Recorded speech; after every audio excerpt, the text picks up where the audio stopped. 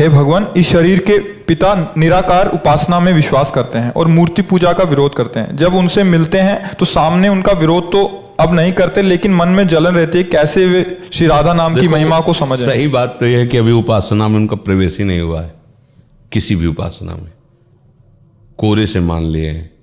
जैसे कोई स्वप्न में अपने को राजा मान ले, पर वो राजा तभी होता है जब मंत्री हो, सेना हो और राज्य हो, धन कोश हो, तभी राजा होगा। केवल स्वप्न में मानने से थोड़ी होगा। समझ रहे? निराकार की जब अनुभूति हो जाएगी तो उसके सिवा कोई है ही नहीं।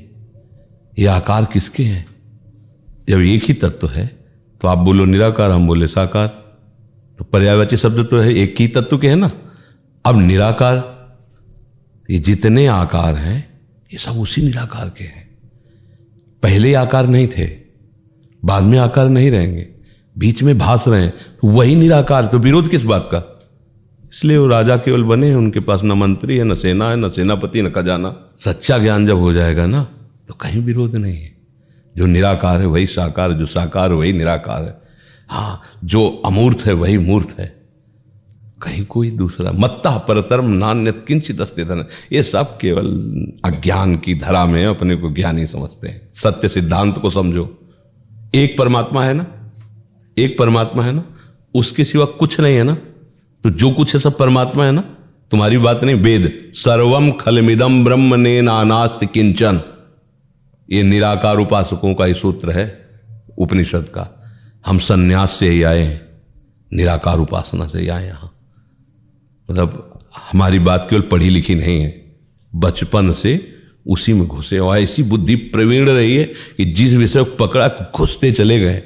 मतलब पूर्व का ऐसा कुछ रहा है कि ऐसा नहीं कि बच्चा और लल्लू ऐसे 13 वर्ष की अवस्था घर से निकले थे, जहां देखा है कि यहाँ सिस्टम में कुछ गड़बड़ी है, परमार्थ के हवा पता नहीं पाया कोई।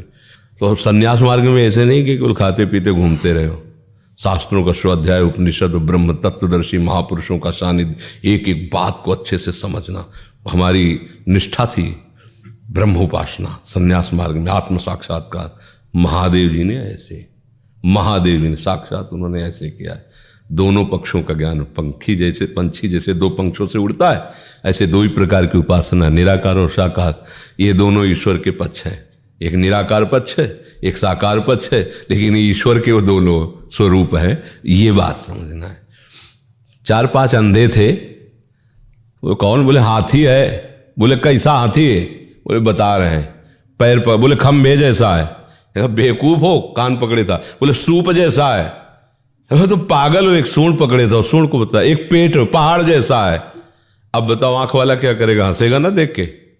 अरे तुम सब उसी हाथी के अंग का वर्णन कर रहे हो, पूर्ण हाथी तुम नहीं देख पा रहे हो, झगड़ा क्यों कर रहे हो?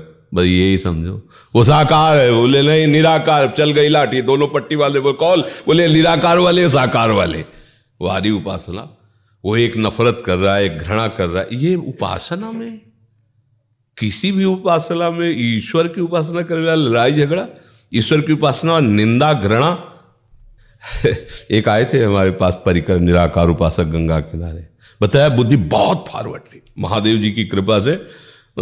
शब्द बोलो तो उसका बिल्कुल सार निकाल कर, ये कोई सिद्धि नहीं, तो फॉरवर्ड बुद्धि एकदम। शब्द निकला चढ़ बैठे उस पर। वो आए शुरू यही मूर्ति पूजा और संन्यास वेश में ही थे, तो समझते थे हमारे पक्ष के।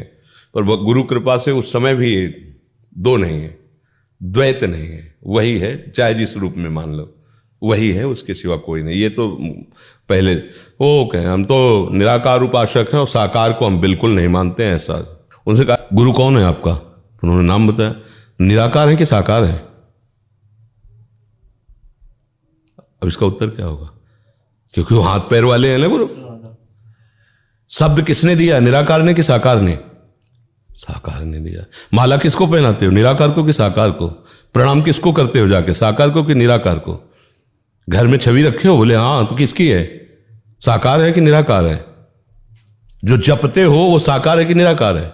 राम बोले तो राम शब्द है, आकार आया ना। कृष्ण बोले, ओम बोले, कुछ बोले ना, कुछ भी बोले ना, वो है क्या? झगड़ा करते घूमते हो, हाथ जोड़े घूम। जब ज्ञान नहीं है तो तुम लाठी उठा के झगड़ा करो सिद्धांत की बात। कुछ नहीं, वही निराकार वही साकार। बर्फ में रेसे रेसे में पानी समाया हुआ है। बर्फ क्या है? अगर बर्फ और पानी को लेकर झगड़ा किया जाए कि ये बर्फ श्रेष्ठ है और कोई कहे पानी श्रेष्ठ है, अब बोलो दोनों को आप क्या कहेंगे? आप कहेंगे बेवकूफ कहेगा दोनों पानी है। नहीं है ना? थोड़ी देर में देखो पिघल कर वो पानी हो जाएगा और वो थोड़ी देर में अच्छी ठंडी के कारण वो जैसे वो -डिग्री में पहुंचने तो जम जाता है पानी। पानी ही तो बन गया बर्फ। बस वही कभी अपने को साकार रूप में प्रकट कर देता है, वही कभी निराकार होकर सबके हृदय में विराजमान है। वही साकार है, वही निराकार है। बस हमारी बुद्धि मलिन है, इसलिए हम समझ नहीं पाते। वही सब कुछ है। सच्चिदानंद प्रभु ही सब रूपों में व्याप्त है। वो बहिरंतस्य भूतानाम अचरम चरमेव च सूक्ष्मात् तद विज्ञेयम दूरस्थम चांतिकेत। बहुत नजदीक है, वो बहुत दूर है, वो बाहर है, वो भीतर है, वो सूक्ष्म से सूक्ष्म है, अणुअणियान महतो महियान। एक बात कैसे तुम कह सकते हो कि बहुत सूक्ष्म है? तो महान कौन है? अणुअणियान महतो महियान, साकार निराकार सब उसका स्वरूप है। ये समग्र रूप है उनका। वो अगर ये झगड़ा होता है ना तो वो हाथी वाला होता है, वो सूप है, वो खंबा है, वो समझ रहे हो? सीधे राधा राधा राधा राधा राधा, जैसे हो सामने आ जाओ, आ जाएंगे। Palak Loyalka from Harvard. I'm a student. I just wanted to say something about the person who said, like, first asked you the question about idol worship. I'm a follower of Lord Krishna, and I just remember something that my aunt once told me, and I just wanted to say that it's like when we do idol worship, it's when we have a picture of them, or we can feel them. When you see them, you can actually feel what it is like, and you can praise them. It's what my perception is. So I just wanted to say that when related to the first person who asked you to, like, he doesn't know what he feels about idol worship. A very big problem. All I do is I close my eyes, visualize and feel my Lord, that is Lord Krishna, whom I worship. And it just makes me feel so much better. I get so much strength that I know I'm ready to face anything that comes. Oh, I will give you the reply. Sister, if you read Bhagavad Gita, chapter number 7, verse number 20, it says that those whose desire has been stolen by material things, they do idol worship. Verse number 21 says that if you worship the false god, God will fulfill your wish, you will go to the kingdom of the false god. So Bhagavad Gita says that if you worship false god, he will fulfill your requirements, but you will go to the kingdom of the false god. Same thing is mentioned in the Quran. Allah gives you, even if you worship wrong things, Allah fulfills your desires and you go more into the depths of darkness. So this is, God is testing you, that do you really worship the true God or do you believe in wrong things? If you worship the wrong thing, Allah fulfills your desires and puts you more in the depths of darkness. You may think that if you ask an idol for wealth, you get wealth. Wealth will not take you to paradise.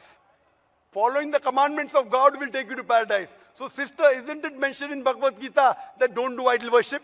It says those whose intelligence has been stolen by material desires, they do idol worship.